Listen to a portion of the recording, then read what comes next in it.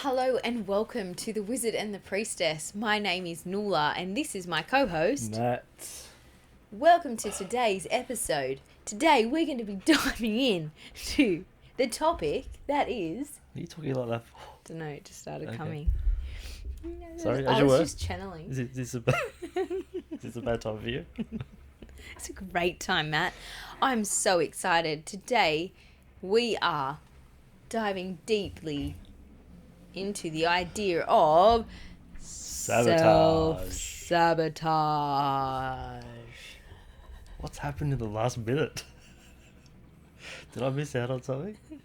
I want some. There's nothing. It's just inside of me. Okay. Sometimes it's Esmeralda or Luigi. We have different names at home. Okay. The kids love Luigi when he does their hair. Oh. Exactly. I agree. So we're talking about self-sabotage. Are we born with it, Matt? No and yes. What We does that are mean? not, because it's generally learnt. With that said, it is often generational. So technically you could argue yes at the same time. One could say it's its own paradox. Fantastic. Yeah.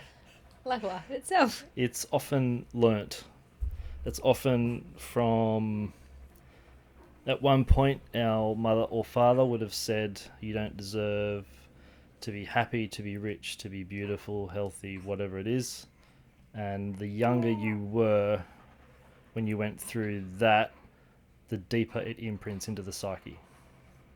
So the more and more unconscious it becomes. Just the one time? No.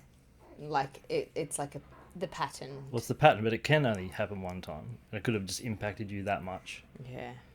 where it just became part of your blueprint. And then it's in your DNA. That's when you pass it on to generations. Yeah, fully. Do you want to talk through that? So I drew a really cool picture, everyone, and it's a bit confusing. But I guess my take on self-sabotage with the, a bit of an eclectic mix of different realms, but like bringing in the 5 elements and bringing in the idea of how sabotage comes from, or where it comes from in the beginning. What is it in TCM?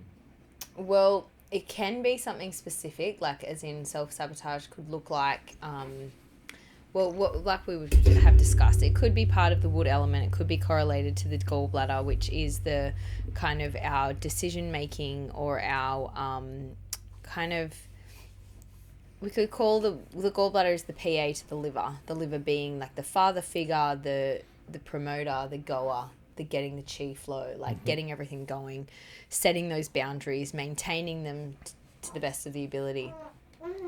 However, from that, so it could kind of sit in that gallbladder where the people pleaser aspect, and like, so we just let go of part of ourselves and we don't follow on our soul path specifically to dumb ourselves down or dull ourselves down.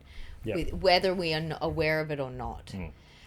Now, we could kind of sit it there. We could sit it in actually quite a few of the other elements as well, because it could be, we sabotage how self-sabotage itself sits. However, the way I want to kind of bring it is that it can be in any of the elements.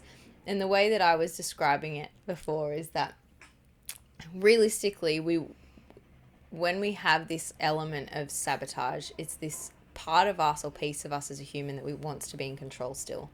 And so in order for us to actually lean in and move through and become aware of those pieces, like, or come out of it and to actually look down and go, oh yeah, wow, that is something that I'm doing that's actually working against me. We need to let go of control and move through our comfort zone and come out the other side. Yeah. Now, when I was saying this to Matt, I was describing it as a necklace, maybe because I'm wearing a necklace today, and then imagining that you have like Do you want me to put it up?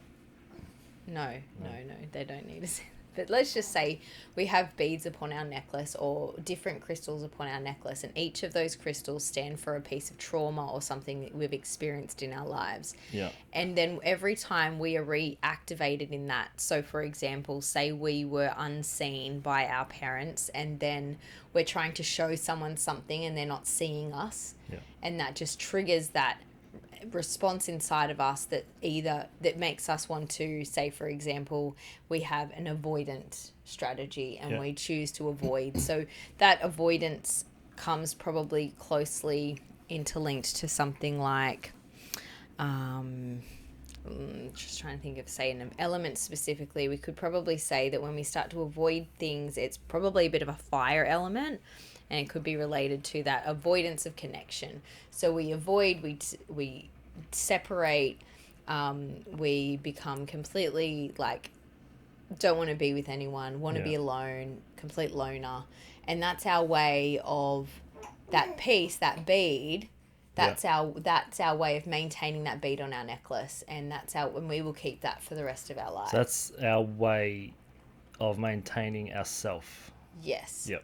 So we keep doing that because we want that bead to be on the necklace without us knowing. It's an unconscious action. Yep. And so what I was trying to describe was each of those beads has, and I think I've shared this before, but each of those beads essentially has its own security guard that every time we are triggered or activated in that way, because of what we've had previously, because our parents didn't see us, or that specific piece, our parent didn't see us in a certain way, we then have this dysfunction in the fire element, which makes us act this way. Mm-hmm.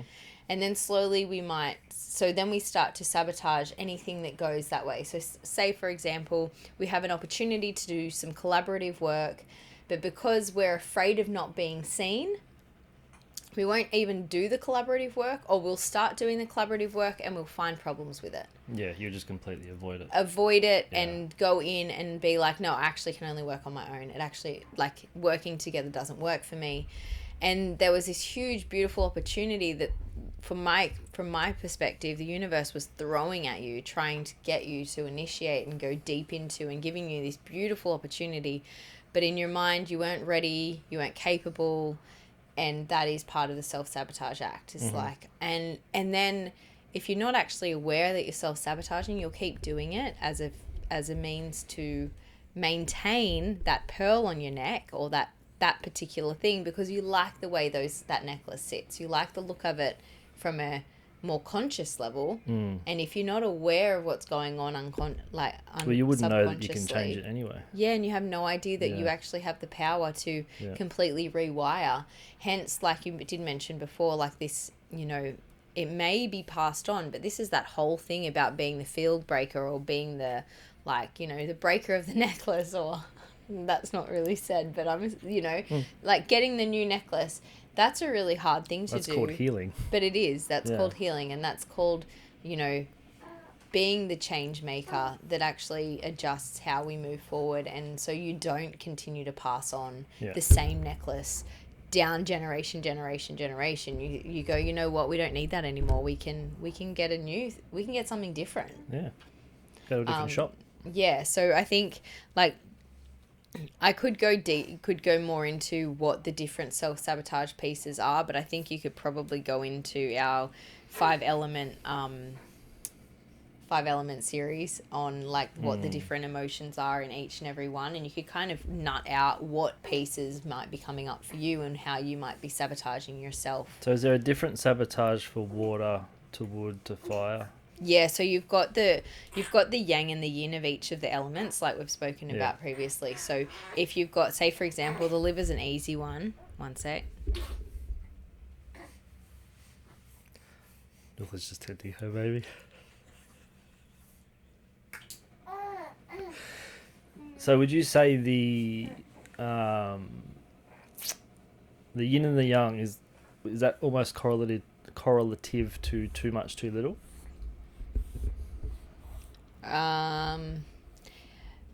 Not quite. It's probably more like action in action, right, than it is too much, too little. Yeah. And And then I would say that, say, for example, with the wood element, we've got the liver and the gallbladder. The liver would be sitting, so they both sort of sit in the emotion of compassion, the functionality of maintaining our boundary and protection. But the way that they would show up would be differently. It would be excess or deficient. So if there was a liver relationship, we'd look more at an excess, and you could see something. I mean, you could have a deficiency in the liver too, but the way we treat it yin yang wise would be like, if we're going to treat the yin organ and we're going to treat the yang organ or the yang organ. And so, for example, with the liver, you would see signs and symptoms of that sort of sabotage happening where you are OCD. So if you are in excess, you have so much wood that is growing unbound. Yeah. It's almost like you've created such a thick boundary Yeah. that no one can actually penetrate through that. So you just keep building more fences and more like armor. And then the way that you maintain, or like, you have to check, recheck, double check. And, someone's like, oh, I need that done now. Otherwise, I'm not going to get this done. And you won't have it done because you need to recheck, check again, perfectionism type stuff. And then you've got the gallbladder, which would be they're going to put someone else's needs ahead of their own. And that's sort of that kind of, where they don't have enough wood. They've put a stick up in front of their house in the hope that keeps the wolves out. And they're willing to just bend for whoever. They don't actually have, the sticks are like so malleable. They don't have a firm grasp. There's no deep roots. Waterlogged. Likely. Boom. So that would be how I would kind of see that in terms of a particular like sabotage. But each element would be that way. Each yin and yang would be that way. You could go through, and the way that I was describing this to Matt is imagine you've got like this necklace of trauma that you keep wearing and adoring every day, and you love it, and you continue to wear it out of like, oh yeah, this looks good. It looks good on me. But then slowly you start to look and peel back the layers and look at that and go, hang on a minute, what is in this necklace? Like, what is this about? How is this impacting me? And then as you take one of those beads off the necklace and you look at it, you could start to see, okay, wow, I actually have this deep-seated fear. This fear of being, say, I might have a fear of being alone, which might be, it actually incorporates the water-fire dyad, like the double, which is normal. It's not that common to have a bead or a trauma or an impact that's just on the one element, but it's like it affects everything, right? Yes. So it's like understanding, okay, I've got the fear here. I now so where do I, like, am I stuck there? Am I in like this deficient stuckness where the deficient stuckness is like a phobia, and I just hold on to it and I just can't, like, I can't actually move through, or am I in this like actually no, that would be more an excess stuckness, which is when you have a phobia and fear. And then the deficiency there would be more like you actually don't know what danger is. We've spoken of that before, where you get yourself in really, really prickly situations all the time. You're like, I don't know why I got here again. Like, he almost stabbed me. Like, how did I end up in a dark alley? And we don't need to know about your weekend. Anyway, so So I mean, how many people do you know have been in that situation of life, but it just keeps happening magically? That is the thing. Yeah. They still have that bead on that necklace. Yeah. And they're not looking at it. They do. From a psychological viewpoint, it's quite archetypal. So the archetypes would speak to us instinctually. So they go through the instinctual system. So the instinct that you have to react or to respond to any person, place or thing is heavily influenced by the archetypal. Is it the archetypal point that you're at on your life's journey? Kind of. So if you think about, so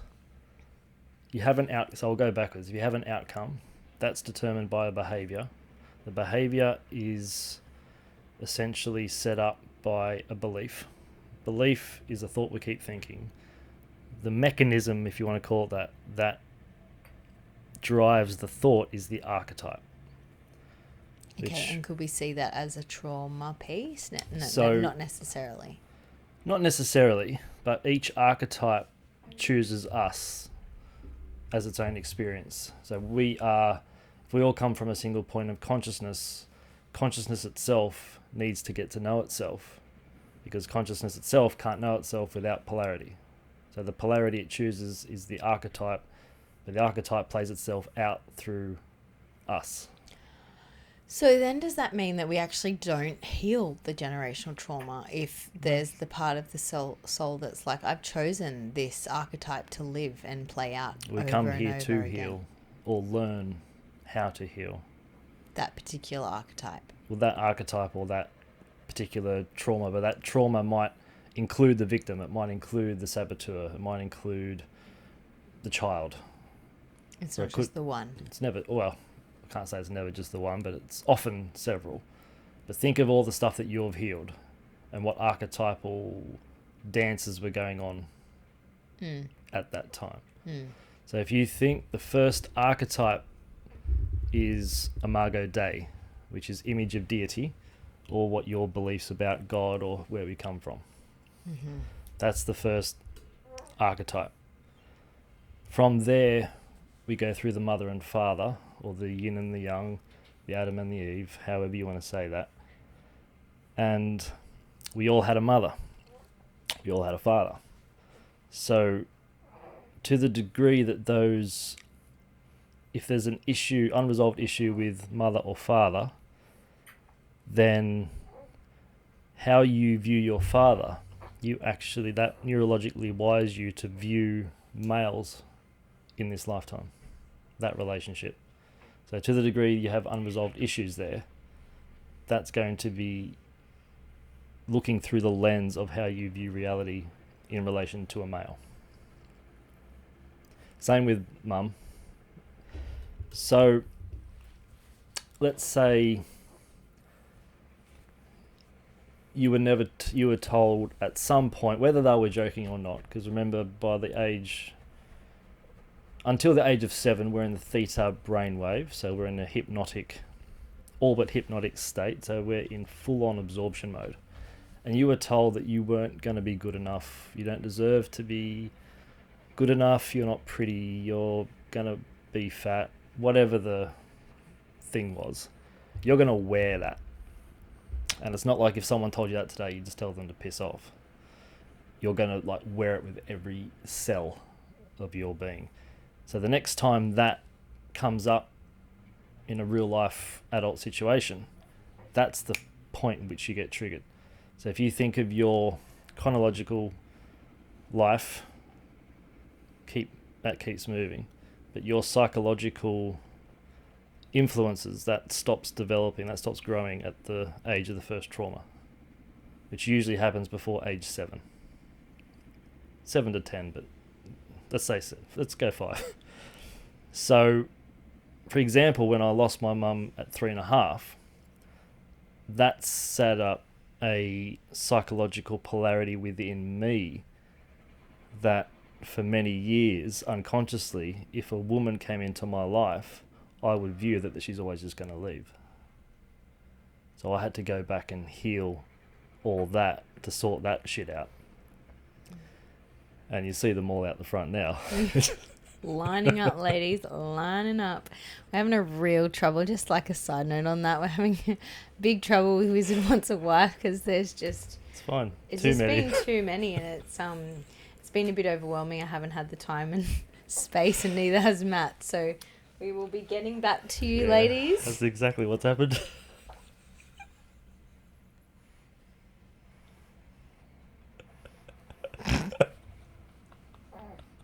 Was that a snort?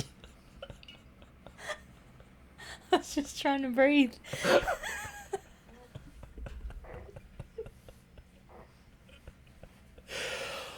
Gotta breathe. Yeah, so maybe there's a bit of work still to be done. Maybe I've done too good a job. Oh, Or at least when she comes, mate, she's not going to leave. That's So, it. Oh dear. I'm glad that's... I chose that analogy. Um, Don't running. So the mother and father archetypes are our core archetypes. So we go one way or the other. We'll have some sort of trauma either way. Well, probably sometimes both. I mean, but I'm saying times. that's our concrete slab for our psychological wiring. Oh, wow. Our parents really know how to push our buttons because they're the ones that built them. This says C.G. Jung. Wow, C.G., you are... He's onto it. So then we have our survival archetypes. Some people call the child survival, some people call them core archetypes. But if you think we all had a mother and father and we were all a child. So the child needs nourishment, the child needs attention, the child needs love. And if it didn't get that, it shows up in later adult life as potentially saboteur, victim, prostitute. It can be someone who seeks independence, but to the degree that they don't want help from anyone else and they actually push it away because they're so independent. So these are people that psychologically never grow up. So if you think 90% of the world's population don't graduate past who they were psychologically at age of 12, then all of a sudden your relationships make sense. And it means that 90% of the world's population psychologically, if someone tells them what to do, they'll just do it. And if someone tells them that they won't be good enough, then that's what they wear. And they believe that with every fibre of their being. Or they'll be victim, or they'll be the prostitute archetype, which sells them, sells their soul for money or material. Is the prostitute archetype, could we correlate them to... I'm sure someone's done this with the 5 elements. They probably correlate... Oh, it's probably a mix, actually, when I think about it right now. Mix? Oh, of elements, like where that... I've got Carol and Mrs. archetype cards. There's the prostitute. Mm-hmm. So each archetype has a light and shadow. The light is you could correlate that to the positive. The shadow is really the unconscious aspect that we don't really want to acknowledge. So a mother, for example, the light attribute is the nurturing, the patient, the unconditional love, has just pure joy in giving life, where the shadow is the smothering or abandoning the child or instilling guilt when the child becomes independent of mother. So that's the light and shadow. We all have a choice to be light or shadow. But those core archetypes set us up foundationally for life. And the reason I brought that up is because when we go through a stressful event, that becomes our default setting within the psyche. The archetype, like... The shadow aspect of that archetype. Yeah. So if you have an argument with someone, they're going to perceive and project through the mother, through the father, the child, whoever. Which brings us on to the saboteur, because the saboteur is all about undermining themselves. So it's typical of one of those people where self-empowerment isn't quite on the top of their list. And a really common one I worked with actually last week was someone who... Hey, Kerry. Who? I'm joking. Someone who finally found the ideal relationship. Mm-hmm. She found him and it was all fine. And I think they were together for about 8 months. And then she just had to put a spanner in the works and fuck it up. But she did it consciously. She's like, no, I don't. This is too good to be true, so I've got to ruin it. That's classic. Did she fully sabotage. Ruin it? Yeah, like it. Yeah, there's no No going going back. back? No. I highly doubt it. We're trying, but I'm not hopeful. He's not returning my calls.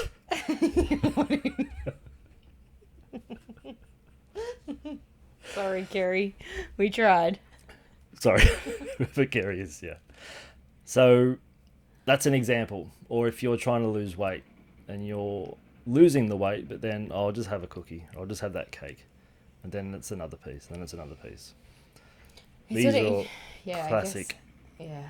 Gosh, that's so hard though. I think I find like maybe because I haven't particularly ever had a weight issue as such, but like if I had to just really hone in and do something, that'd be really, really hard to just, I would sell myself. I'd be like, it's fine. Moderation.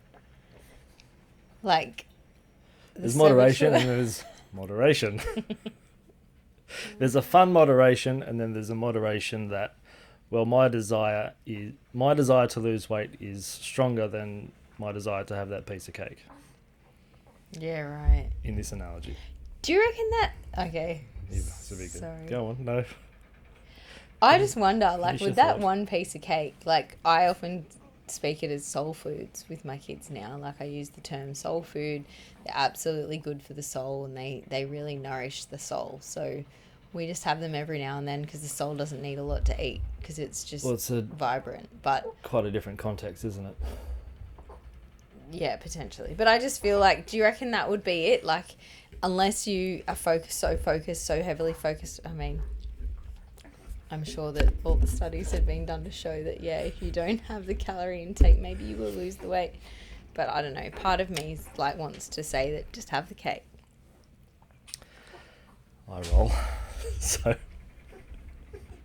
Nula's advocating, if you want to lose weight, go for the cake. I'm saying, no, you put that microphone down.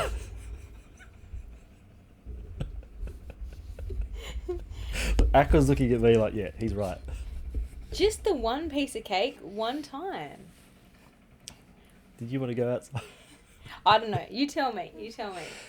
So we're talking self-sabotage. It was an example. Okay. Sorry. So if you have the willingness to have the cake and celebrate it and hold it as a celebration. So I've done really well so far. Let's say I'm halfway to my goal. I can have a bit of cake to celebrate. But then tomorrow I'm back into it hardcore. Not harder than you were already, just the same as I was. Sure. Cool, I'm good. Why are you sabotaging me? I just want to know what level the saboteur sits, because it sits at the deepest level. It is probably, from what I've worked with, apart from Mother, Father, and arguably Imago, it's probably the strongest, most powerful archetype. In terms of sabotage? In terms of people going through a crisis. What's the light stuff of saboteur? Well, it highlights your fear of self-empowerment and the changes it would bring. That doesn't sound good. That's the light. Yeah, but that doesn't sound good. Well, it's bringing you into conscious awareness that you're going for the cake, but you're consciously, I shouldn't have this right now because it's going to take me away from my goal. But I eat it anyway? That's the shadow. Uh-huh. The shadow is you doing that unconsciously. Right, so the saboteur is actually bringing to light the piece of cake. Oh, boom. Nula in the house. Wow. I don't know where I was going with that anymore. Anyway, okay, so saboteur is another. So this could be the reason we came here. Absolutely. Okay, what's next? Well, what's next is, do you know people who do really well at something and they just screw it up? Give me an example of someone like that. Someone who is really good at something. Don't say the same thing slower. No, they've found a... So who's someone? Like, don't you tell me their name. But describe someone for me. Okay. Let's say their soul gets called to do something. Mm-hmm. And they feel good doing it. but then they choose something else because let's say it provides more money or... Yeah. Okay. So that's like a self-sabotage.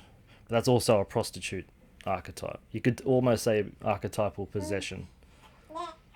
Exactly. So an archetypal possession is essentially where you act these out unconsciously. So you're walking along, then next minute, boom. So I had a client years ago who he had diagnosed, I think it's pancreatitis or something like that. And it turns out when we traced it back, it took us a while to get there because he was so unconscious of it. We had to peel back the layers. And he wanted to own he wanted to do like a conservation thing with animals and nature or something. But it would have cost a fortune to set it up. He didn't have the money. Long story short... And you wouldn't have made him any money. No. Once he had a conservatory. But then, long story short, he ended up working for an oil company. So he kind of went the other way. Yeah. But he was making really good money. But he felt this thorn in his side the whole time. And he never felt comfortable in his job. He never enjoyed it at that soul level. It wasn't a labour of love. It was purely, he was prostituting himself. So he went against his own soul calling for that and actually made him sick. Because he had a great diet, exercise, all that kind of stuff. But because he went against his own will. I don't know where I was going with that. You were describing a person, a saboteur? Saboteur, yeah. Okay. So it's these... Anytime you're inducing a self-destructive behaviour or the desire to undermine others. So you might want to step on other people's heads, climbing the corporate ladder. Is that this expression? Stepping on heads? Shoulders? Stab people in the back, climbing the corporate ladder. Climbing the ladder? You know what I mean. Just climbing up there. Climbing up the ladder. Using someone else to get up. That. I know, I mean, I'm explaining the visual. Yes, good. So that's sabotaging someone else. But that really goes against a lot of human nature. So in a way, whatever we do to the self, whatever we do to the other, we do to the self. So it's like a punishment to self by punishing others around us. Kind of, yeah. I know many people who have sabotaged themselves in this life by punishing themselves because they believe at the deepest unconscious level that if they punish themselves, God doesn't have to when they die. Okay. True story. What's the next one, Matt? The next saboteur. No, the next... okay. Oh, you want to go through all of them? No, I don't want to go through all of them unless you want to. But I was just thinking, okay, so the saboteur is essentially the people that have the most self-sabotage, or what?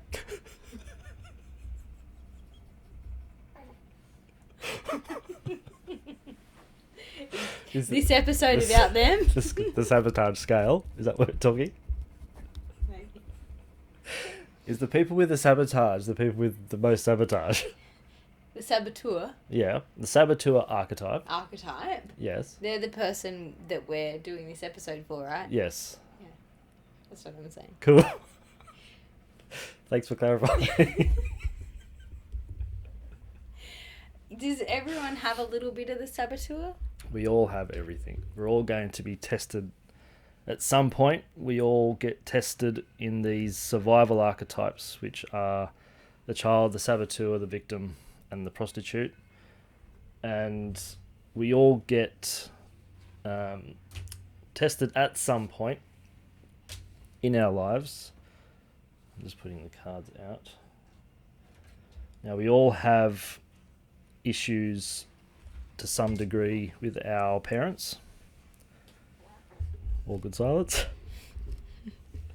We were all a child, so with the child, the orphan, the magical, the wounded, the eternal, etc., we all have aspects of these archetypes within us. They all play out differently. So my victim will be different to your victim, and how you play victim. Yeah. So we would sabotage ourselves differently. Yeah, okay. So what is one way you've sabotaged that you're consciously aware of?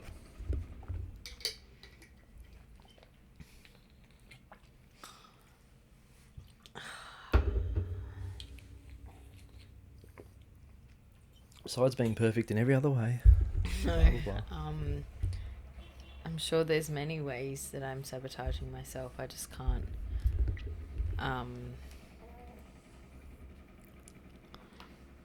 Can I phone a friend? I'm sure they'll be able to tell me.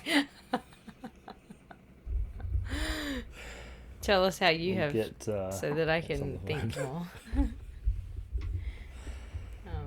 So I think it was how old was I? I want to say 10. How old are you in year 4? 8, I'd say. 8. Hang on. 9, turning 9? Because then you're 10, 11, 12. Oh, yeah, 9, 10, maybe. I thought 8. Start school at 5, you're in kindergarten. 6, you're in year 1. 7, you're in year 2. 8, you're in year 3. 9, you're in year 4. Year 4, 5. I remember I had a deep... I was told that if I didn't do something, I didn't deserve to have... I think it was a bike.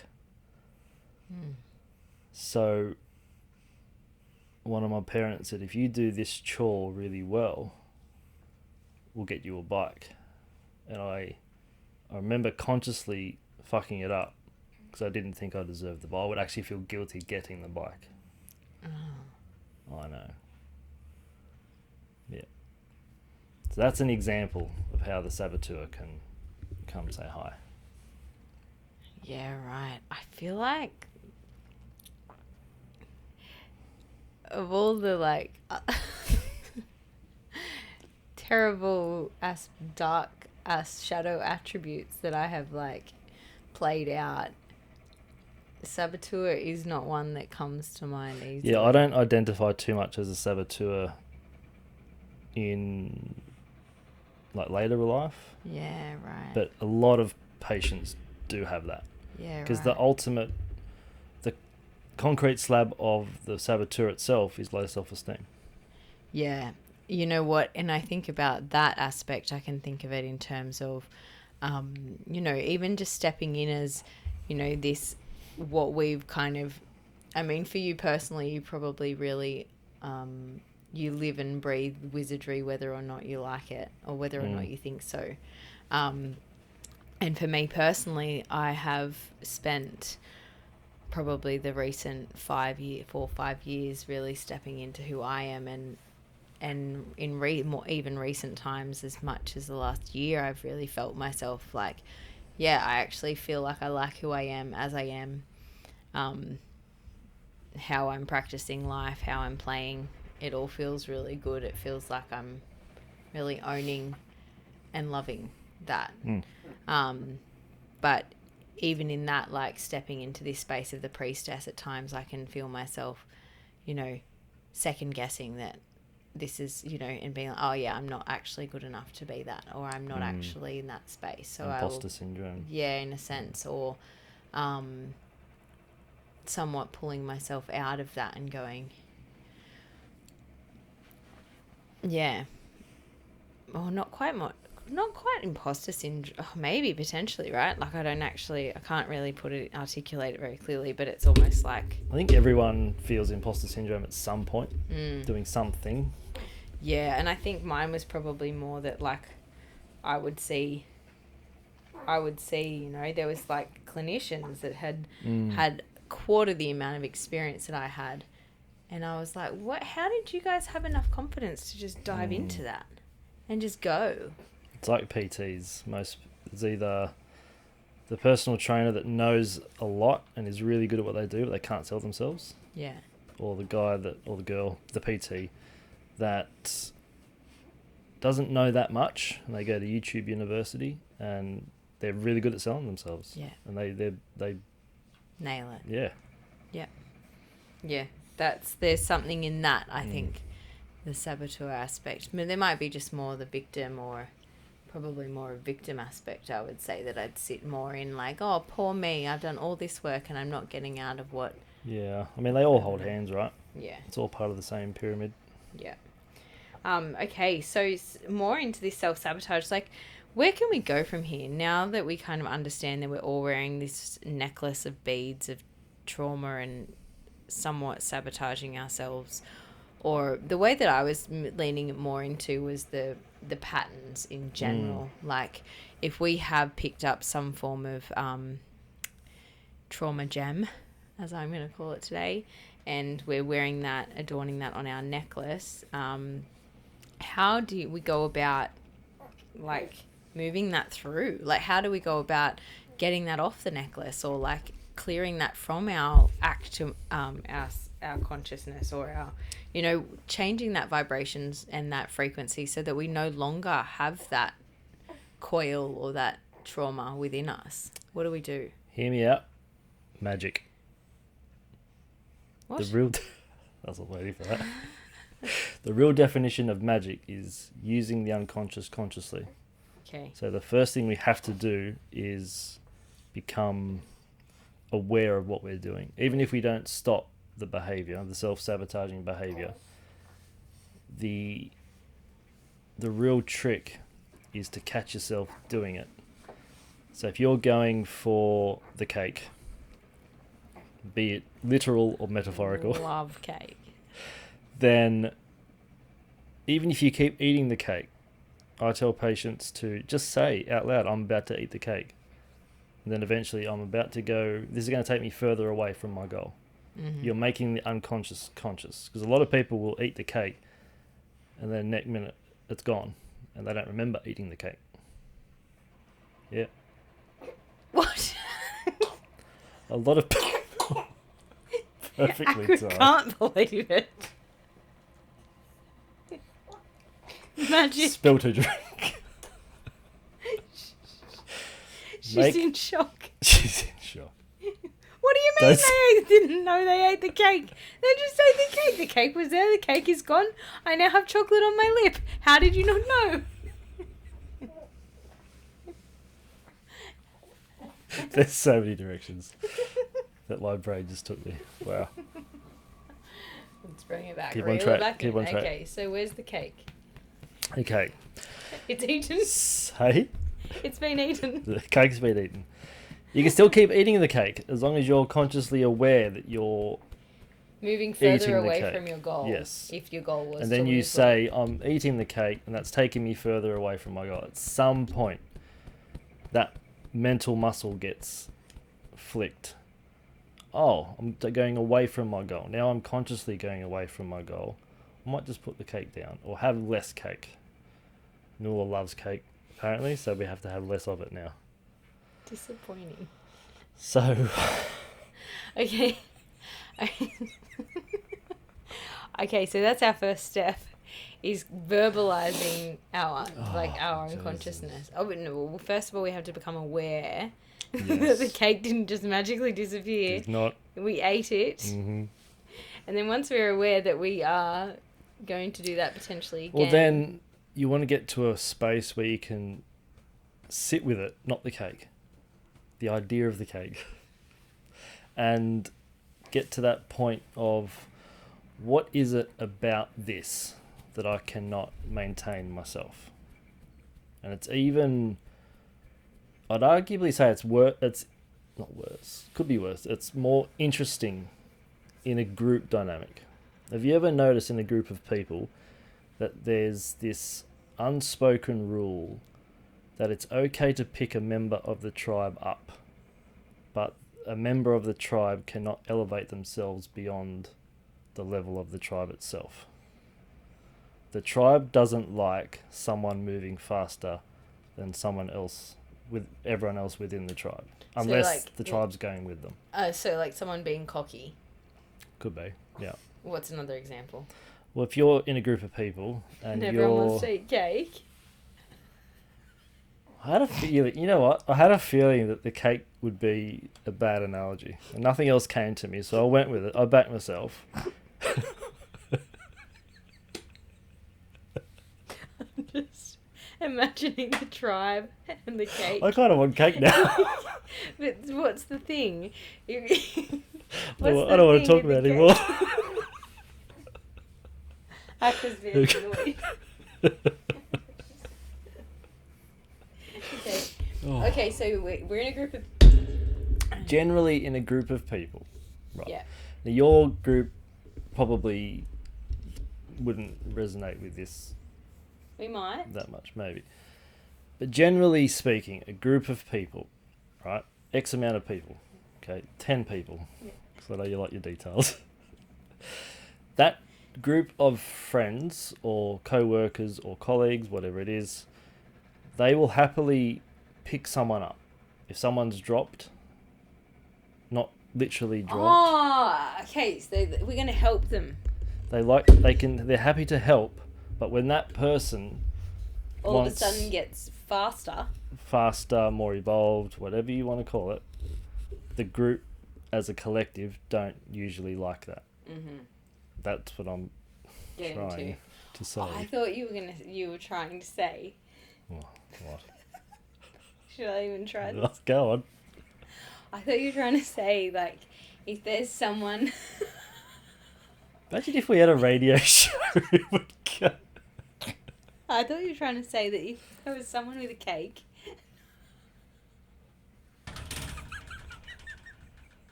Don't drop the baby.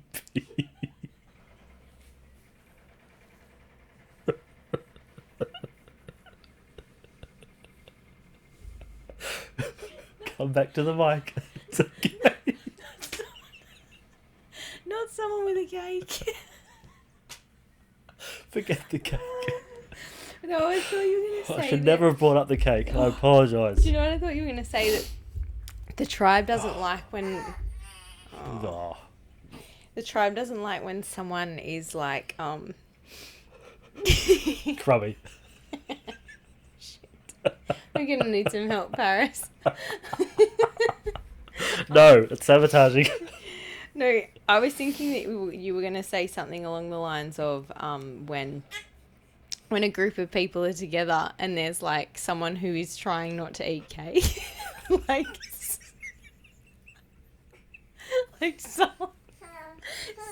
someone who doesn't want to lose, like someone who's trying to lose weight. And the tribe is more likely... Doesn't make any sense. The tribe is more likely to tell them, okay, don't have the cake.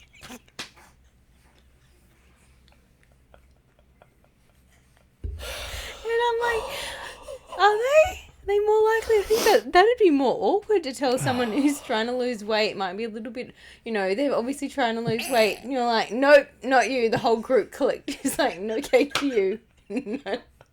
We're going to hold. And I'm like, that actually is not what happens. But you're right. No one says that. And No. then I thought you were going to say that in the opposite form, that we're more likely to say joke to the person who doesn't, like you, for example, that doesn't really eat cake. Be like, oh, you don't have the cake, like, haha. Then we are to tell the person that really shouldn't be eating cake to not eat cake. And I was like, oh my gosh, this doesn't feel like very helpful. Sounds very stressful. I feel like we've just wasted about 5 to 7 minutes. No. We should keep that. No. Yes. That all has to go. All of it. No. Well, so this saboteur. Yeah. So in a group setting. In a group setting. What else did you want to say? Then there's the what is it about this person place thing that I cannot maintain myself? Right? Is it a situation? Is it with a certain person? So for example, I think of myself as quite easygoing, relaxed human being 99.8% of the time. That 0.2% is probably when I'm with my dad. Triggers the shit out of me. Yep. So he's my biggest teacher in that regard. So then I have to sit down and, okay, what is it about him? And it probably goes back to the thing you were saying at the start about being heard, being seen, etc. Where he's quite dismissive. So COVID was a great time for us. So much learning to be done. Cake. So that's an example of how that plays out. You've got to be consciously aware of it, and when it rises up, you've got to be able to spot it. Okay, so let's say how to help yourself in terms of understanding where you're sabotaging yourself would be, for a start, we sort of need to start to understand what it is that we're sabotaging. And I would say that it's going to be things that happen over and over again. Yeah, absolutely. It's going to be the things that you go, oh yeah, that just always happens to me. You know, always happens to me. Why does this always happen? The minute you say this Why always me? happens to me, oh, this always happens to me. Yeah. Write that down. And then dissect it and understand what is the thing. What is the underlying theme of that? What's your thing relationship that keeps happening to that thing? The relationship to that thing. Yeah. Give me an example of that. Could be a food, it could be a person, it could be a situation. It's like these people, for example, that, you know, those people that start something but they can never finish it. Oh yeah, that's like... So their life looks like a constant, you know, watching TV, flick, flick, flick, flick, flick. That's what their life looks like. They go from relationship to relationship to relationship to relationship, and it never really goes anywhere because they start something they can't finish it because they don't know how to. So then once they've gotten clear on that, so let's say that example, someone's starting something and can't finish it, starting something can't finish it. Okay, now I've got an understanding of that. So from my perspective, that's the bead. Now I'm holding that bead in my hand. I understand that what my theme is here is that I can start things, but I can't finish them. And I'm sabotaging myself every time I start something new. Then it's like the story that I'm sharing to myself that stops me from keep going. Well, the story that you're telling yourself is that I can't finish because. Yes, but that'll be the same. Yeah. So whilst you're, started something, I can't finish it. The story that is coming up around that, like I can't finish it. Like, what is that I can't finish it? There's going to be a reason why. And that reason, even though it might be for, I couldn't finish that because the sun went down, or I couldn't finish that because, I needed to do this, this, and this. But there's going to be like... There'll be a common thread. There's going to be the thread, or there's going to be the reason, the actual real reason why you couldn't do that. Is often lack of a dream. Having something that you desire enough to energize with enough life force to make it happen into physical reality. But if you take on 10 of those things at once... It's never going to be enough. No, but if you do like one overarching thing, or even if it's one little small thing, just do that and finish. That'll give you the self sense of accomplishment. Then you go on to the next one. That builds momentum, and then you start forming the greater idea of the big legacy, if you will. Well, it's just really big, Matt. Well, Nuala, you can have your cake and eat it too. Keen for it. I won't say any crummy jokes. Would you say then, I guess, that's the part, and I guess, how do we become aware? So how do we become aware of that in the first place? So first of all, we could say, okay, you become aware of it because you're doing the same thing over and over again. And you're like, I'm here again. That's the piece from my perspective. The other part from what I was going to say, and I think you might have something else here too, is to make sure once you've identified those pieces, you got to lean into the discomfort. So in the moment of like... Go on. The cake is here. Yep. It may magically disappear. And I forget that I've eaten it. It's in that moment of seeing the cake there and knowing that I'm not going to have it, or I don't want to have it, it doesn't reach my goals, it doesn't help me on these lines, this. Then in that moment, leaning into that discomfort of saying, I'm not going to eat cake. You could also say, why is the cake there? Did you make the cake? Did someone bring it to you? Okay. Because because it's the environment that you're in as well. Your environment that you're in also has to be conducive to you healing that. Yeah, so why are you in that environment in the first place? Well, if you're trying to lose weight, but then your partner keeps bringing cakes and cookies and whatnot, whatever else home. So why are you in a relationship with this dude? Boom, get rid of it. Well, no, that's where you can have a conversation with your partner and say, can you help me, support me on my goal of losing weight? It's win-win for you. And them, probably, because they 100%. shouldn't be eating cake either. That would, yeah. I feel like this cake thing's Because got out of cake is control. sometimes foods, and it's not for every day. Mm-hmm. Wow, you know what? Yes. There must be something really big about cake at the moment, because there just must be something in the air. I reckon everyone's having cake. But you know it is. It's springtime. Everyone's about getting shredded for summer. And then there's so many good cakes around. And they're probably like, well, what do I want more? Do I want this short-term happiness that I'm going to get from consuming this soul food? My soul will feel good, but then my body won't feel Gut good. will feel like shit. Yeah. Likely. Or do I stick to my goal? Is the goal strong enough? Is it worth it? Hashtag subjective. Is there anything else that you think from off the top of your head, something that someone could do to help themselves when they are in a sabotage loop of, self-destructive behavior or undermining themselves or others? I think we just need to be clear on what our North Star is. What are we going for? What's the direction we want to head? What are the roadblocks? And also, when you do embody the saboteur, when it does come up, not beating yourself up too much, because it's all part of learning, and you'll know it's gone too far when it causes pain, but then that pain brings a lesson. So if we're open to learning the lesson, then that cake won't even be a thing anymore. So it's like life gives us little clues along the way, and if we're open to learning, listening to them and learning, the environment around us is talking to us 24/7. Yeah. We just need to widen the gaze. And a lot of people see, well, why is this happening to me? Is really potentially a FedEx from heaven. Yeah.